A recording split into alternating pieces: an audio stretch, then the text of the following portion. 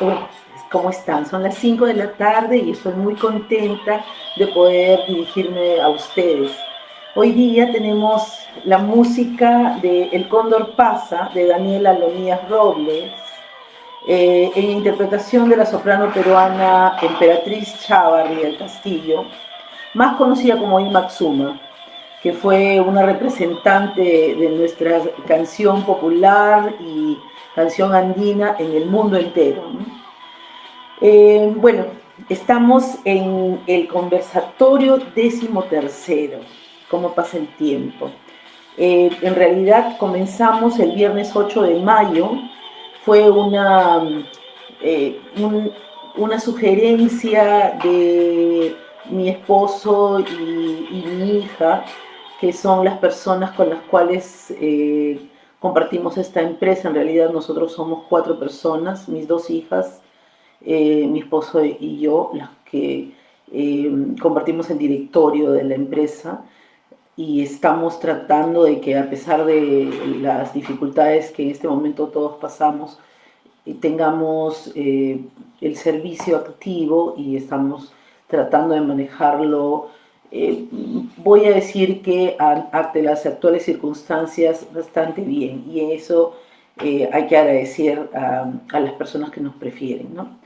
Por ahora, los saludo atentamente y agradezco que sigan mis charlas en vivo, y que también sigan mis charlas en las redes. Eso es muy interesante. Hace que yo pase la semana tratando de investigar y pensar en lo que podría hacer en el futuro. Yo quiero dar un agradecimiento especial a quienes desde el principio nos acompañan, y que algunos de ellos nos han contactado con como asesoría educativa, y a algunos de ellos les hemos dado servicios. Así que yo les agradezco esto, que se trata de conversar con ustedes. He tratado siempre de hacer esta charla de la manera de que sea académica, pero simple a la vez, para que no haya un registro demasiado complicado para poder hablar, pero también que pueda de alguna manera interesarlos en lo que yo estoy conversando, e interesarlos para que ensanchen el conocimiento sobre el tema, ¿no? El tema de hoy es el indigenismo en la literatura peruana. Esta semana ha terminado con una semana patriótica. La semana patriótica ha sido la semana pasada. Hemos tenido un solo día de festejo. Realmente algunas personas han hablado de que no se debe festejar porque hay demasiadas personas que nos han dejado en esta pandemia por razones del COVID-19, y otras personas que también han pasado a la inmortalidad por razones de sus propias enfermedades, que parece ser que el confinamiento hace más posible que las personas de mayor edad se depriman y sientan más enfermas de lo que estaban anteriormente. Sí, es cierto, no hay mucho que festejar en ese sentido, pero también hay que recordar que a la patria hay que recordarla siempre, y hay que agradecerle que nos da el único suelo en el cual podemos pisar firmemente, porque es nuestro. Al menos eso es lo que yo creo que es la patria, el Perú. Y por eso es que pensé que, para abrir el ciclo de la Semana Patriótica, hablar de alguien que fue un ensayista, y ahora voy a hablar de un novelista indigenista, Ciro Alegría, y de su novela más importante, que es El mundo es ancho y ajeno. El, el, el tema es porque hay muchos novelistas, inclusive tenemos un premio Nobel, y que yo podría hablar de muchísimos novelistas y podría hablar de mucha literatura definitivamente voy a seguir haciéndola, voy a hacer otro ciclo diferente, pero voy a terminar el ciclo de literatura de pandemia, luego voy a comenzar con algo que sea más general sobre el bachillerato internacional que deseo hacer, pero igual hay mucho que hablar, ¿no? Eh, yo quería hablar de la literatura indigenista porque de alguna manera es algo que surgió y luego se fue diluyendo. Y se fue diluyendo de una manera porque porque se tomó como algo que había eh, que debe tener un discurso político. Y yo creo que la literatura es literatura. El discurso político dentro de la literatura se puede dar, sí.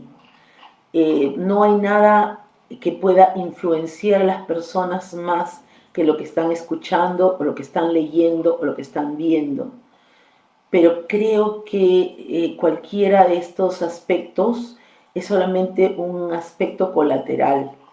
La literatura es para ser disfrutada, para ser amada, y ninguno de los libros de ficción y ninguno de los ensayos es un artículo de fe, es simplemente una manera que han tenido los autores de expresar sus sentimientos y su manera de pensar. Cuando nosotros escribimos algo, yo escribo un blog, eh, yo creo que debo dejar salir mis sentimientos y escribir lo que yo deseo. Y luego la crítica puede decir que escribí mal, que escribí regular, que me salí del tema, que ese estaba mejor que el otro, pero yo escribí lo que yo deseaba hacer. Cuando uno quiere escribir algo para un determinado público, dirigiéndolo y dándole las ideas de que la investigación que se ha realizado tiene mucho de confrontacional, yo creo que eso ya no es literatura. O sea, puede ser periodismo, puede ser artículos, eh, pero no tiene la belleza que puede tener la literatura. Esto también es solamente una opinión, o sea, no tiene que hacer nada con la idea de lo que se puede leer, ¿no?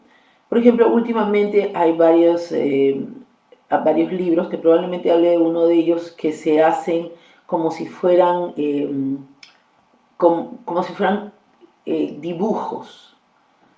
Y hay un libro muy importante de mujeres que tiene esta característica. A mí no me gusta, como si fueran viñetas. A mí no me gusta, se me hace difícil leerlo. Pero creo que es literatura de los tiempos, ¿no? A las personas les gusta esa literatura. Entonces habrá que ver cuál es su belleza, cuál es el interés por el cual las personas leen ese tipo de literatura. Bueno, voy a entrar en el tema.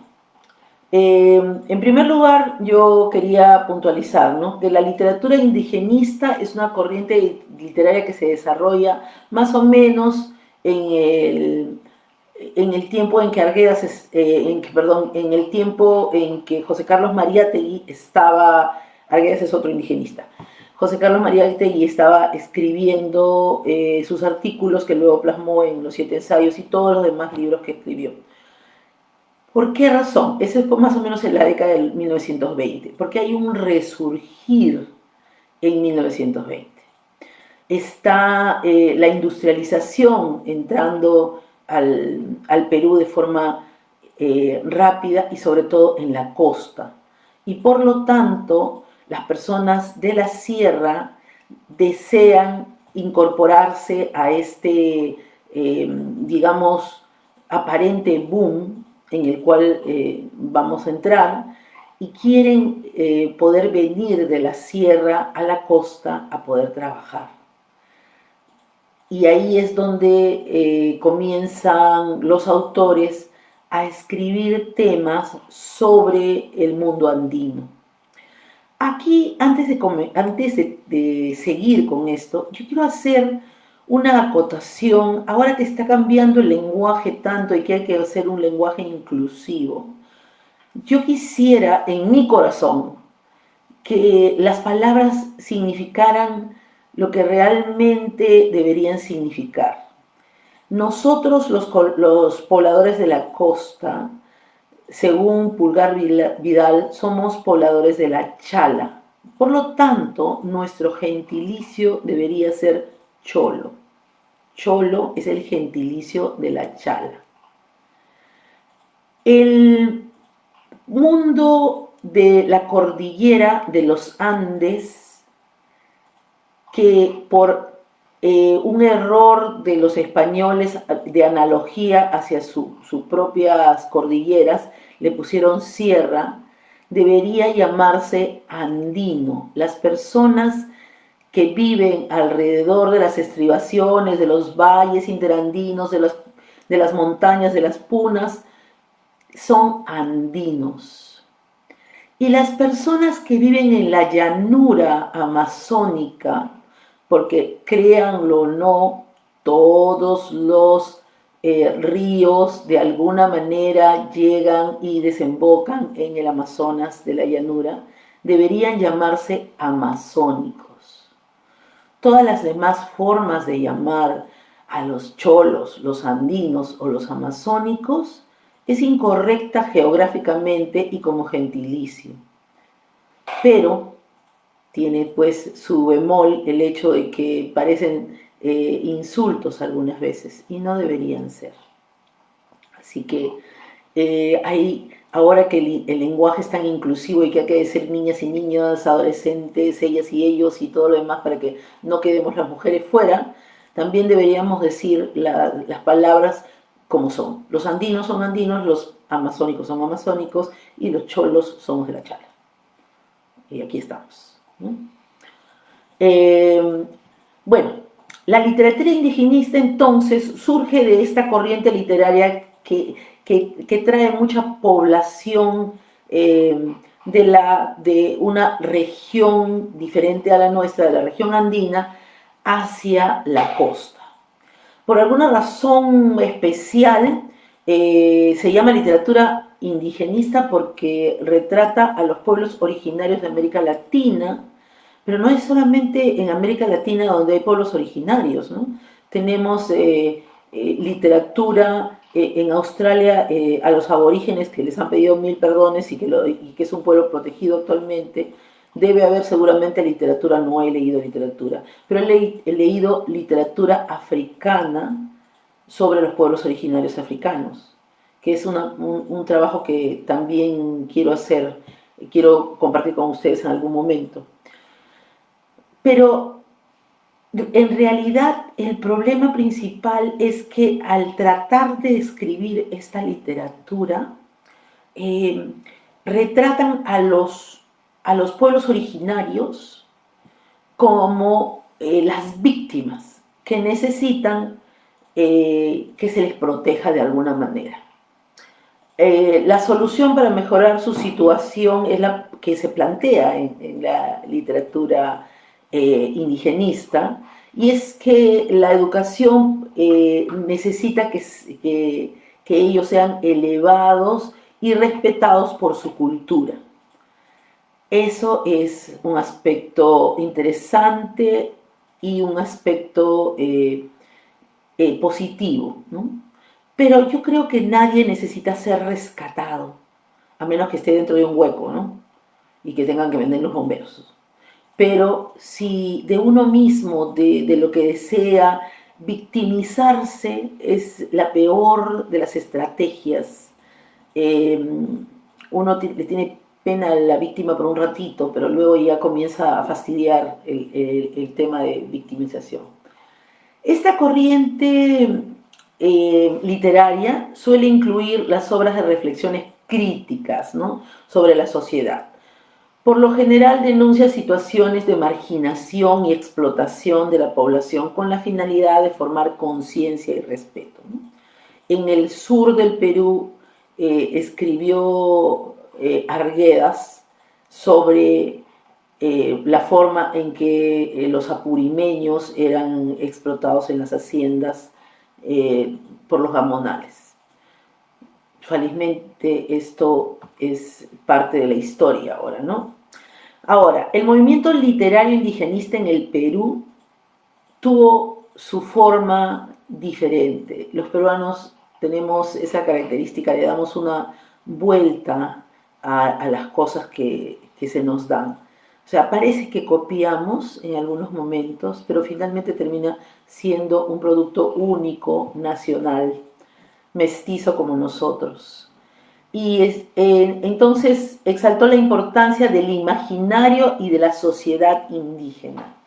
Reivindicó los valores de los pueblos originarios y su cultura y denunció la condición de pobreza extrema en las que vivían los indígenas. Yo creo que en las ciudades hay mayor pobreza extrema. Es verdad que es otra cultura y otras maneras de pensar, pero yo conozco el mundo andino, he vivido en el mundo andino porque pasaba mucho tiempo con mi abuela y he escuchado, porque era muy niña, pero muy atenta a escuchar, he escuchado cómo desarrollan su cultura y sí es un mundo en donde las casas, las ciudades son pequeñas, las casas están muy separadas, es muy solitario, pero hay muchas otras ventajas de vivir en el mundo andino. Una de estas ventajas es esta inmigración inversa que estamos sufriendo, que es un fenómeno completamente diferente al que hemos sufrido en los últimos años. O sea, la gente no quiere venir a las ciudades, se quiere ir a su tierra para estar con su familia, para poder vivir ahí.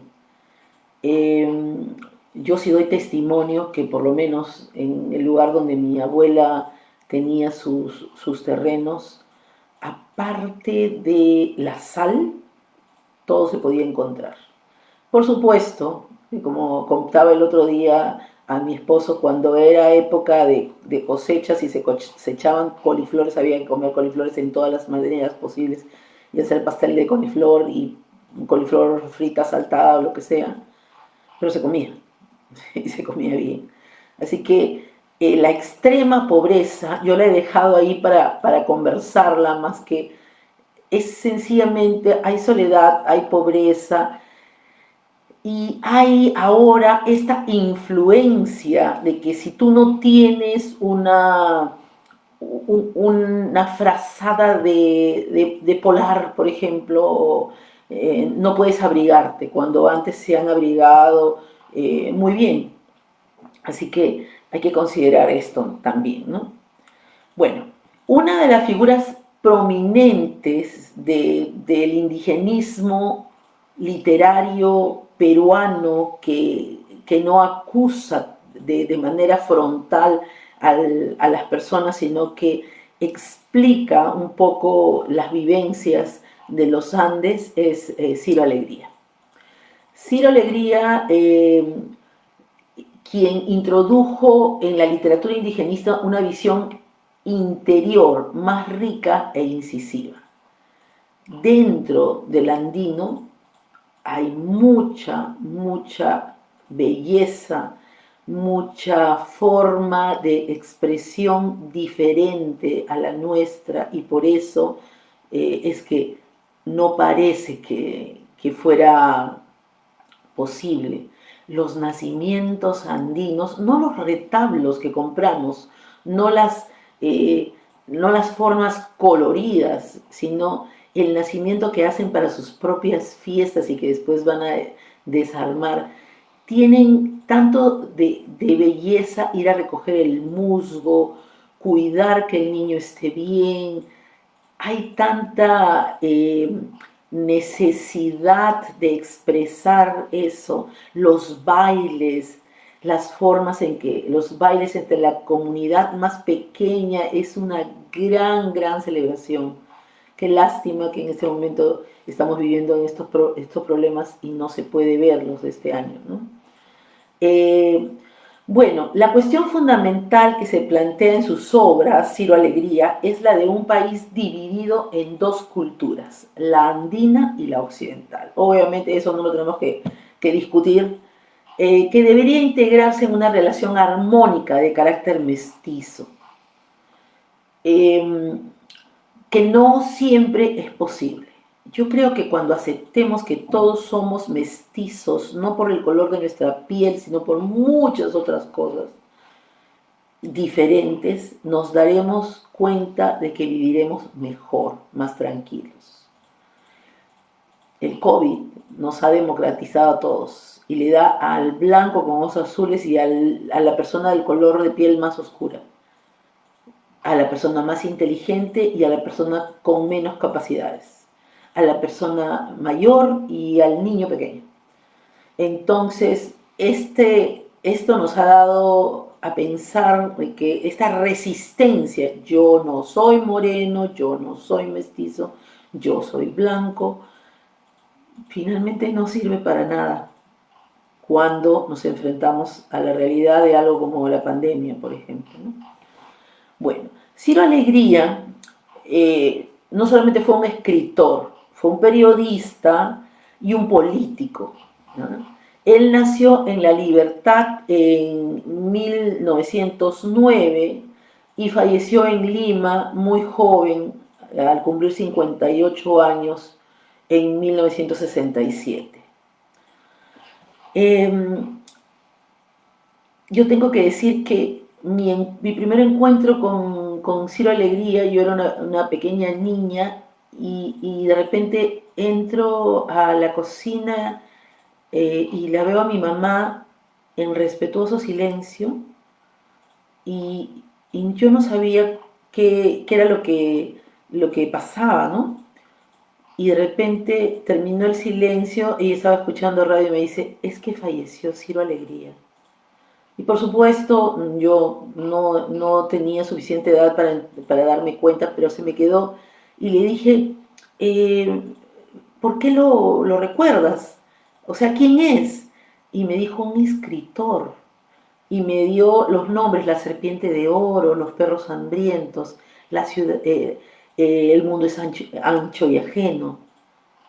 Y mi mamá había leído estos temas y le habían interesado en su época. Y realmente voy a decir que a veces las personas recibimos la información literaria y el amor por los libros de las personas sin que ellas realmente estén preocupadas por dárnoslo como toma un libro, ¿no? Mi madre influenció mucho en mí, en la lectura, no porque ella me compraba los libros porque el que compraba era papá, sino porque por la noche me leía algo para dormir. Y terminó de leerme todas las Mil y una noches. O sea, poco a poco leía una parte. Recuerdo, mi mamá leía muy bien, escribía muy bonito, entonces ella se sentaba, me leía un rato y luego ya, a dormir. Era un buen ejercicio. No me leía cualquier cosa, no me leía para niños, me leía lo que estaba. Yo tengo la versión completa que es más grande que una Biblia de las Mil y una noches.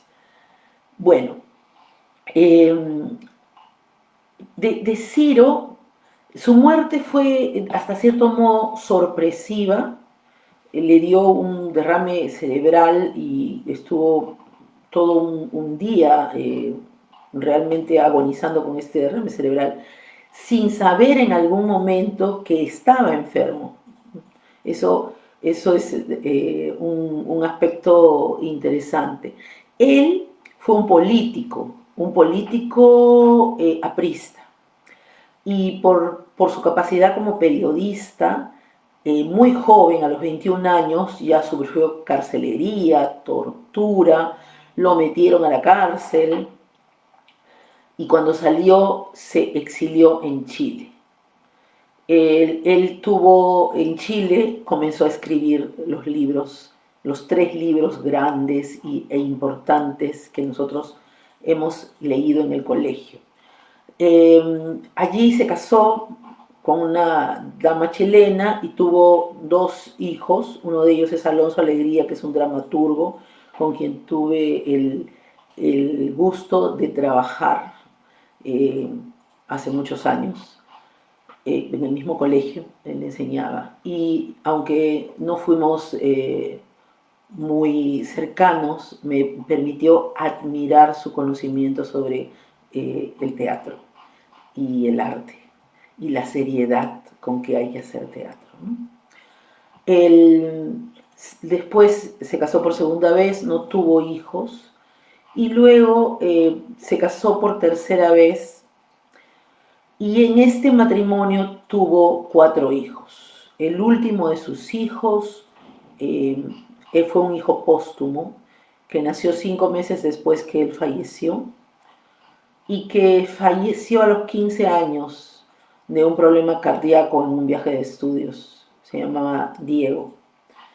También de alguna manera tuve otra relación que tuvo que ver con Diego y su fallecimiento.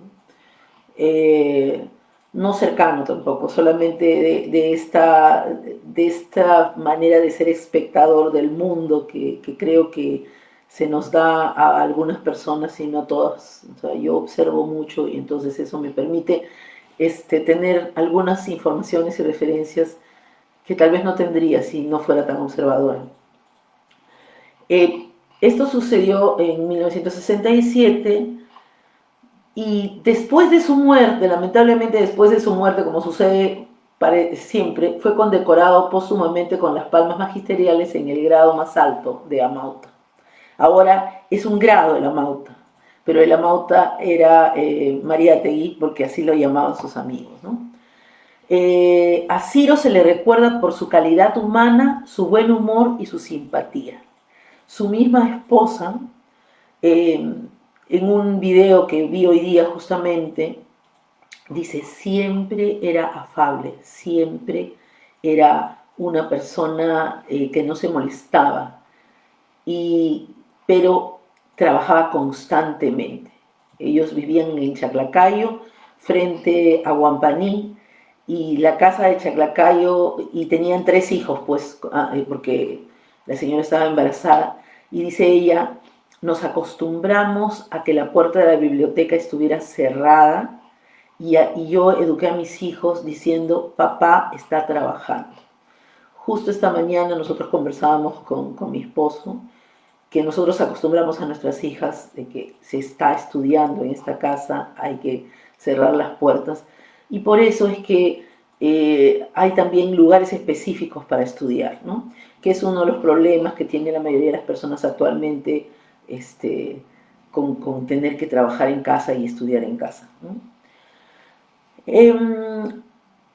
Ciro Alegría fue el máximo representante de la narrativa indigenista, marcada por la corriente de conciencia sobre los problemas de la opresión indígena y por el afán de dar a conocer esta situación sin querer ser confrontacional. Él mismo fue hijo de hacendados.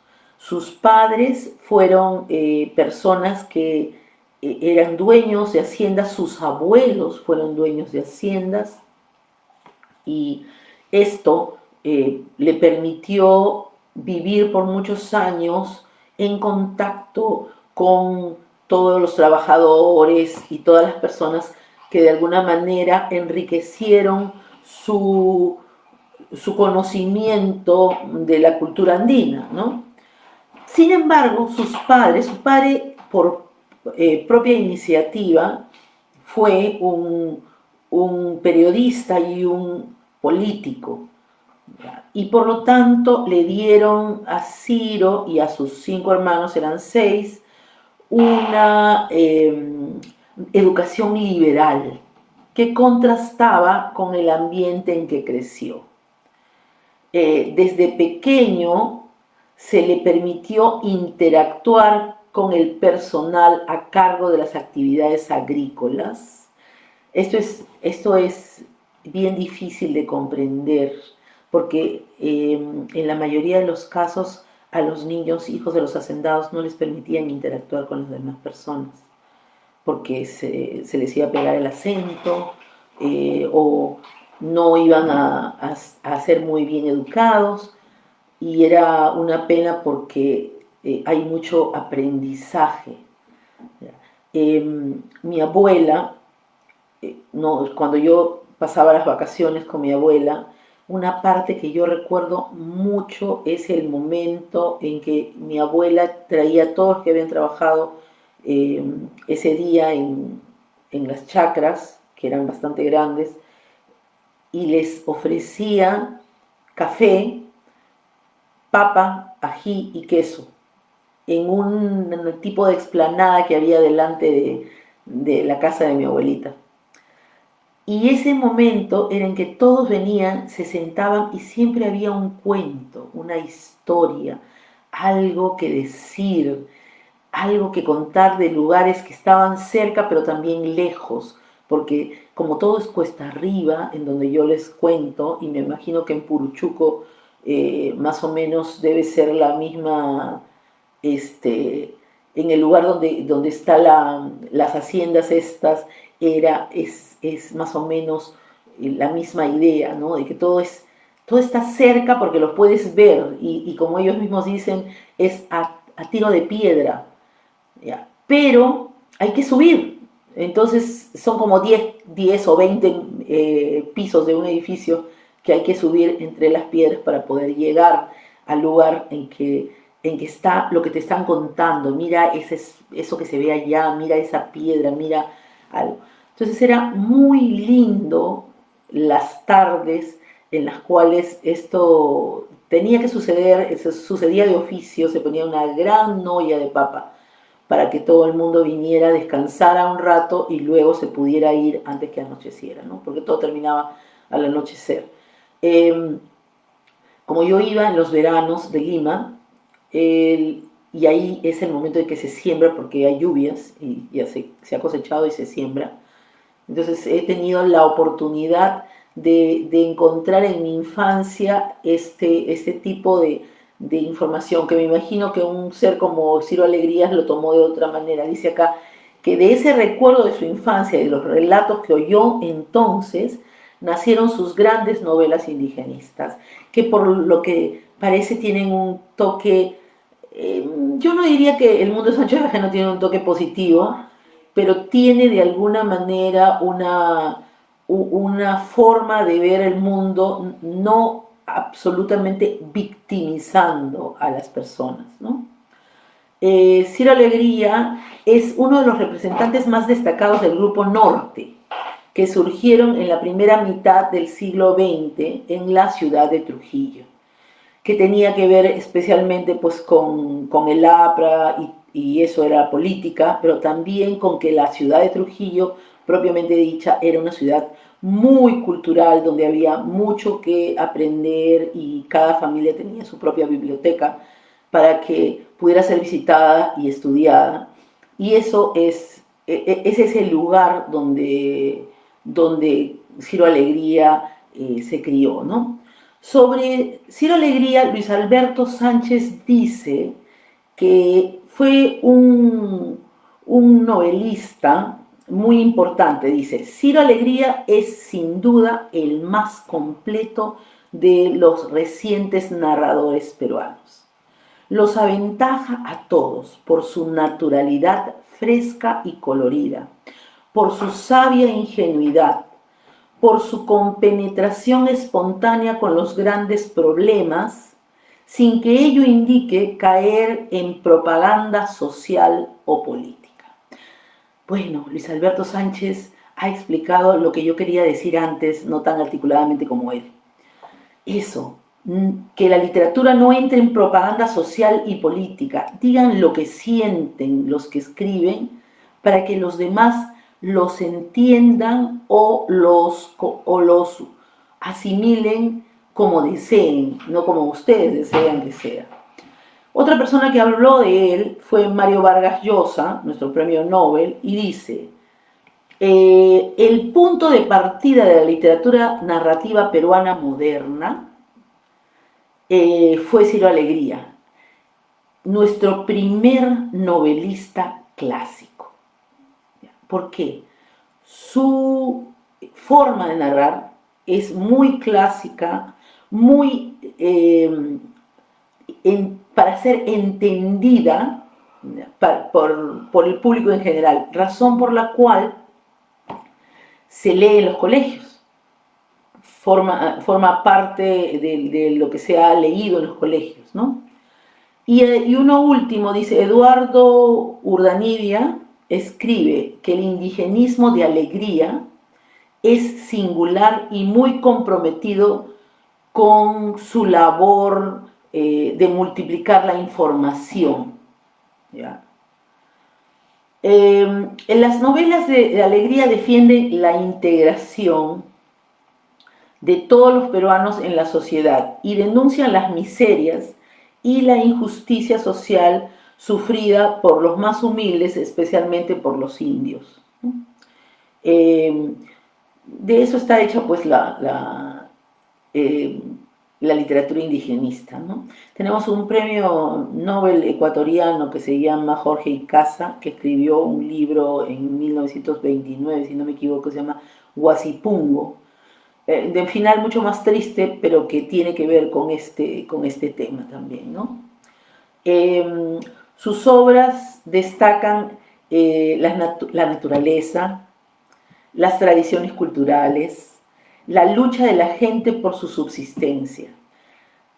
Cuando yo leí este libro, lo que encontré es mucho detalle del pueblo andino y de la belleza que puede tener pues una puna, que solamente lo puede eh, explicar de esa manera sin tener que tomar una fotografía, alguien que sabe realmente escribir como Ciro Alegría, ¿no? Una de sus características principales es que la narrativa cuenta las historias entrelazadas de varios personajes de la misma comunidad en torno a un núcleo central. O sea, hay un núcleo y ese núcleo es el que le da la oportunidad a varios personajes para ser eh, trabajados y explotados como personajes principales. Es una de las características de la novela moderna que él supo hacer muy bien. Bueno, El mundo es ancho y ajeno es una novela de 1941. Es la primera gran novela peruana de repercusión universal y de enfoque totalizador.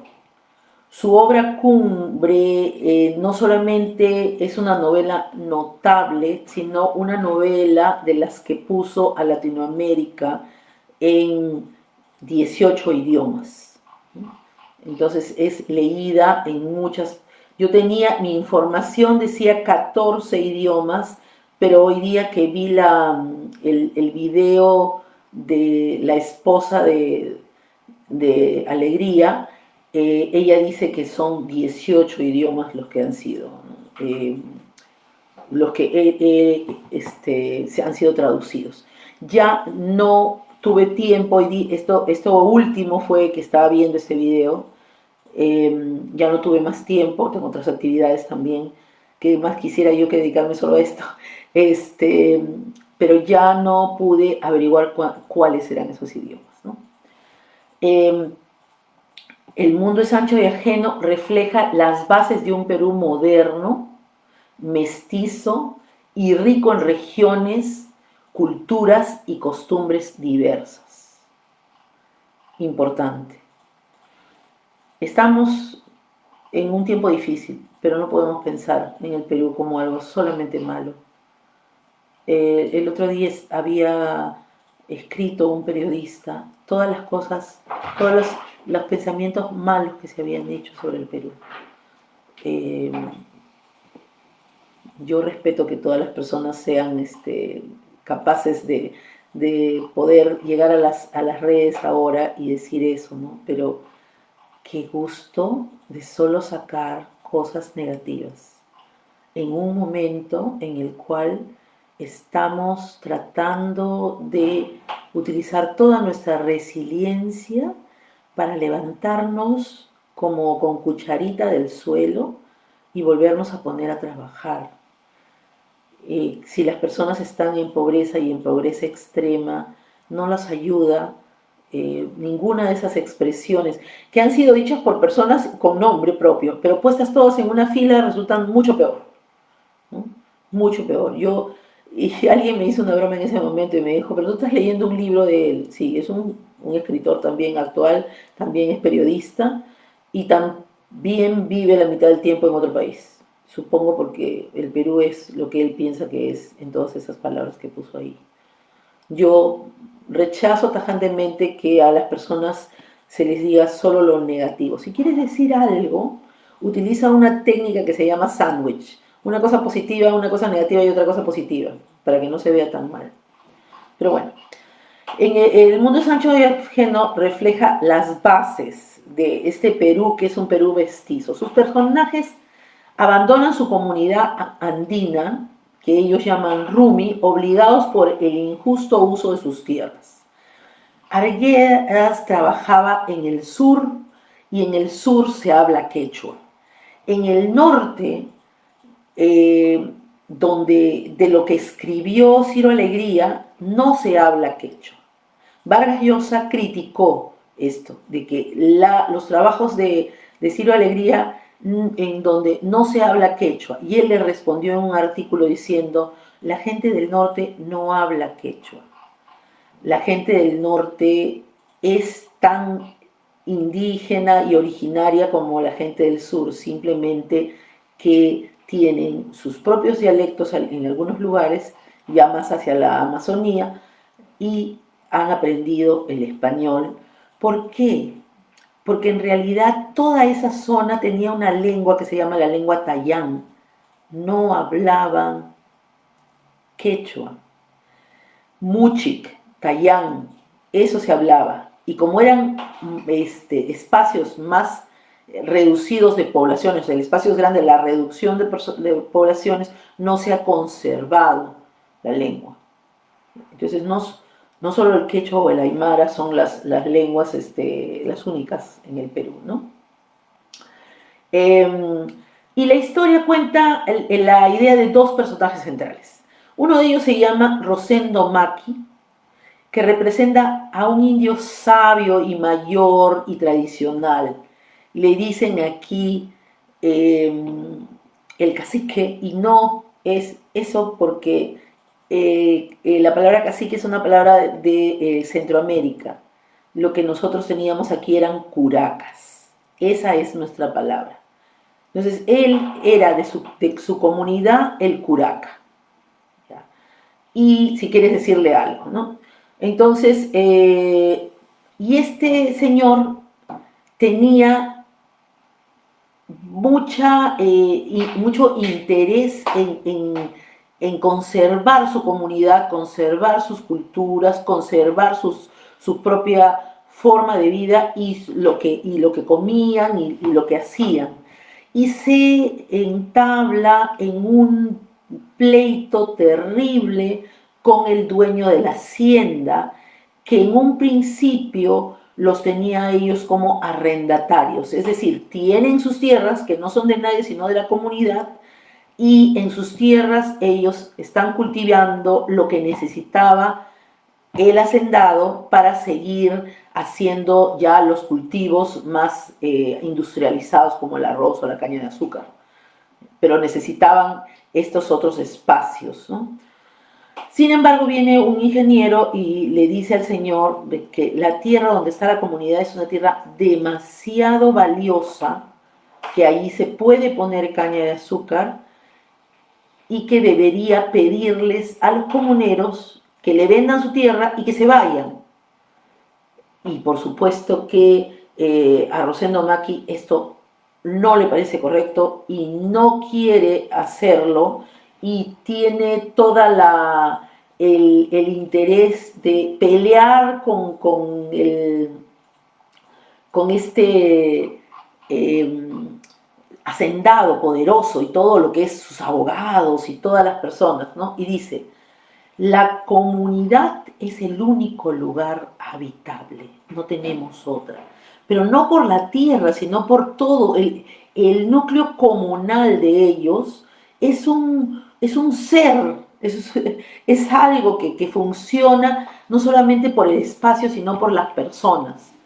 Y entonces, en este momento sale otro personaje que se llama Benito Castro, que es un joven eh, que vuelve a que se va de la comunidad tratando de buscar algo que hacer en la capital o en alguna ciudad más grande, y hay una parte muy conmovedora en esta narración que habla de que Benito se viene a la ciudad y un amigo lo encuentra y le dice, no tienes que comer, no, no tengo nada. Bueno, vámonos a un gran restaurante que yo conozco. ¿Y qué cosa era? Se van a la punta y se van al mar y empiezan a marisquear. Y le dice, ni sal necesita esta comida, se puede comer así. Cuando tengo un sol, compro limón y entonces yo con el limón lo puedo hacer mejor. Aquí traje mi bolsita de limón. Y este muchacho pasa mucho tiempo buscando trabajo, encontró trabajo de estibador ya en el puerto y todo esto, pero alimentándose de los frutos del mar, que realmente son muy buenos y que no cuestan nada, que el mar se los da, ¿no? De las rocas y todo. Eso me pareció a mí tremendamente conmovedora, la escena, ¿no? Y la descripción del mar, las piedras de la punta, y esta zona que es el malecón, y puestas las conchitas, yo las veía, porque Ciro Alegría escribe así, las veía las conchitas una detrás de la otra, con un poquito de limón, y siendo muy dulces y muy ricas. Entonces, es en ese sentido, lo que te pasa si te mueves de tu tierra, ¿no? Y Benito Castro finalmente regresa a la muerte de Rosendo. Le quitan la comunidad a las personas y los mandan más arriba, a la Puna, a vivir. En otra comunidad entre los cerros, donde es más difícil alcanzar el pueblo para comprar las cosas como el azúcar, el arroz, a los que ya están acostumbrados. Y él cree que hay que seguir adelante hasta que muere, y Benito viene a tomar las riendas y ser el curaca de estas personas, ¿no? Para defender el derecho de sus gentes a vivir en su tierra, ¿no? La novela narra los problemas de la comunidad andina y cómo este hacendado que se llama Álvaro Almenabar tiene sus propios problemas, ¿no? Tiene sus propias dificultades. Por ejemplo, tiene una hija que ha salido embarazada y a la cual han traído para que luego hay que regalarle al niño, ¿no? Ese es un tema, ¿no? Tiene sus propias ideologías, y en una de estas, cuando discute con Benito, no, con Rosendo, discute con Rosendo y le dice, yo no sé por qué no te puedes ir, váyanse a otra parte, total, el mundo es ancho, le dice, que es parte de... Entonces, algunas de estas personas no pueden vivir como Benito y se vienen a la ciudad buscando, dice, y estos buscarán entonces un nuevo lugar donde vivir, ¿ya? La novela cuenta las experiencias de los que van a ganarse la vida en otros lugares, sufriendo explotación, enfermedades y hasta muerte, y los que se quedan en el pueblo y que no tienen las facilidades de no sé, la luz eléctrica, más largas las noches, algún lugar donde comer, y a veces, como el pobre Benito, ningún lugar donde comer, ¿no? Y, y para ambas partes, y también para el hacendado, es cierto, el mundo es ancho e inmenso, y siempre será ajeno y extraño para los hombres del campo. Este es el mensaje que nos deja la novela, ¿ya? Que de todas maneras el mundo es ancho y ajeno para cualquiera de nosotros. Los temas centrales son el conflicto entre el progreso y la tradición. El progreso es el hacendado, lo que quiere hacer, y la tradición es el curaca que desea seguir adelante y que a veces limita a personas que desean tener otras expectativas, ¿no? El segundo tema es los derechos de la comunidad versus el Estado. La comunidad es un ente muy antiguo. El Estado tiene formas de moverlo, como lo hizo con esta comunidad, por razones de que va a pasar por ahí la luz, el agua, no sé, el agua potable, una pista. Entonces hay que perder una parte. Y los comuneros no se adaptaron a esto, ¿no? No se adaptaron. Algunas comunidades son muy difíciles para adaptarse. Siempre va a ganar el Estado. Siempre va a ganar porque tiene la fuerza de las leyes y todo lo demás. Y esto parece cruel, pero hay que adaptarse también, ¿no? Y luego, la última parte es la defensa del indigenismo, ¿ya? Y porque más que indigenista, Ciro Alegría es un mestizo literario, con la intención de hacer que el trabajo de la literatura nos dé a conocer realidades, no a lamentar, a penar, a tener lástima. Y en ese sentido, estaba leyendo hace 2 o 3 días, creo que era la ministra de Inclusión Social, que está hablando acerca de un programa que hizo una primera dama anterior a, creo que 2 o 3 primeras damas, no me acuerdo cuándo fue, que tiene que ver con darle un dinero a las personas altoandinas que están a más de 3.500 metros para que sus hijos puedan ir al colegio. No es para que mantengan a los demás ni nada, sino y solamente se le entrega este dinero cuando sus hijos van al colegio.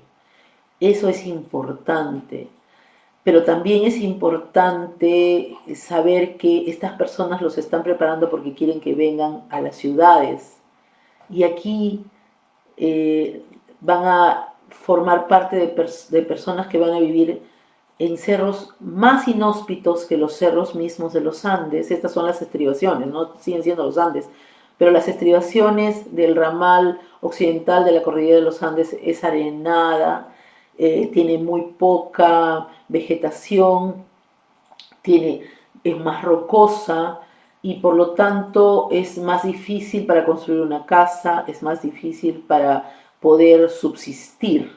Y eso es lo que le está pasando a mucha gente que vive allí en ese momento porque bajaban a la ciudad a vender algo, tenían que comprar agua, no llueve nunca.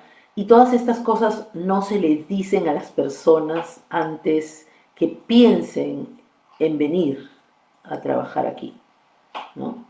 Venir a trabajar a otro lugar, hay que estar preparado para que esto suceda. No estoy diciendo que no vengan, pero estas son las cosas que se preparan.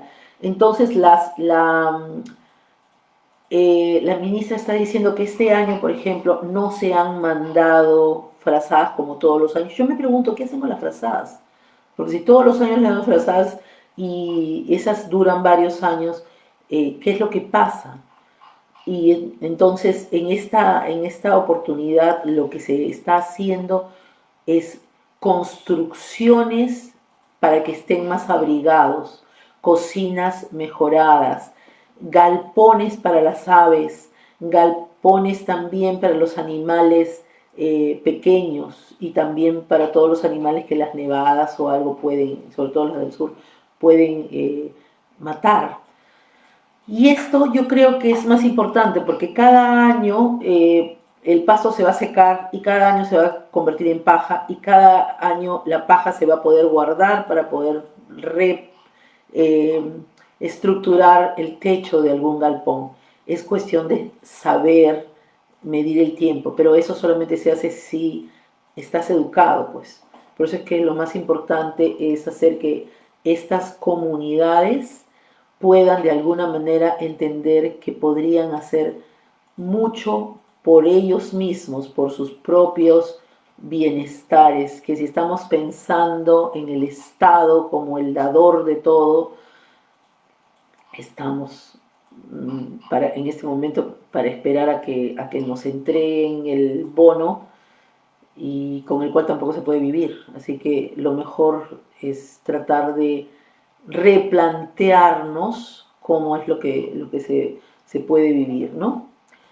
En conclusión, El mundo es ancho y ajeno es una obra que ahora no nos pertenece solo a nosotros, sino les pertenece al mundo entero.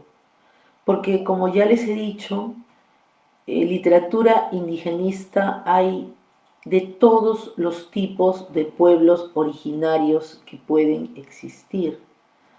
Y cualquiera de esos pueblos originarios puede elaborar su propia literatura o alguien ha venido y ha trabajado la propia, la literatura del lugar donde está viviendo. Por lo que no es potestad de la América Latina, no podemos pensar eso. Tampoco podemos pensar que somos siempre los más pobrecitos de los pobrecitos y que no podemos hacer nada con nuestras propias manos. Yo invoco a las personas a que les enseñen a vivir a otras personas y no les den solamente. Claro que hay que aplacar el hambre, pero hay que enseñar. La educación es importante, ¿no? El mundo ancho y ajeno ha tenido una influencia que va más allá del plano estrictamente literario. Con la frase "la comunidad es el único lugar habitable", podríamos vivir todos nosotros, ¿no? Alegría expresaba que solo en ella el campesino se sentía feliz y por ello debía protegerse a la comunidad, célula del agro andino.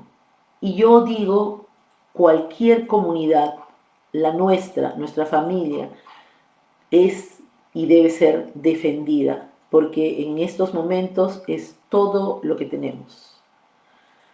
Yo quiero terminar esta charla agradeciendo, como siempre, a Asesoría Educativa, que es mi empresa y la empresa que nos está auspiciando todos los viernes para poder seguir charlando con ustedes y estar siempre comunicando lo que a mí me interesa más, que es la educación y la literatura, que también es uno de mis gustos menos culposos, porque uno cuando lee aprende y por lo tanto no puede ser culposo.